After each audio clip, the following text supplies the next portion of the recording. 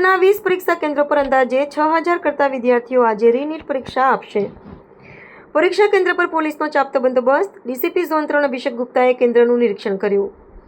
3 લેયરમાં વિદ્યાર્થીઓનું checking. Biometric સાથે વિદ્યાર્થીઓને પ્રવેશ આપવામાં આવી રહ્યો છે. એનટીએની ગાઈડલાઇનનું પાલન. પરીક્ષા કેન્દ્ર પર પોલીસનો ચાપતો બંદોબસ્ત. વિદ્યાર્થીઓમાં ડરનો માહોલ. ફરીવાર પેપર લીકની ઘટના ન બને તે માટે સરકાર પાસે માંગણી તો વાલીઓમાં પણ ચિંતાનો માહોલ. વાલીઓએ જણાવ્યું હતું કે પેપર લીક જેવી ઘટના ન બનવી જોઈએ તો દેશના ભવિષ્ય સાથે ચેડા થઈ રહ્યા છે. ડીસીપી ઝોન 3 અભિષેક ગુપ્તાએ કેન્દ્રનું નિરીક્ષણ કર્યું. પરીક્ષા સેન્ટર પર વિદ્યાર્થીઓને કોઈપણ પ્રકારની તકલીફ ન પડે તેની ચિંતા વ્યક્ત કરવામાં આવી. પોલીસે જાહેરનામું બહાર પાડ્યું. પેપર પૂર્ણ થયા બાદ એસ્કોર્ટ સાથે લઈ જવામાં આવશે.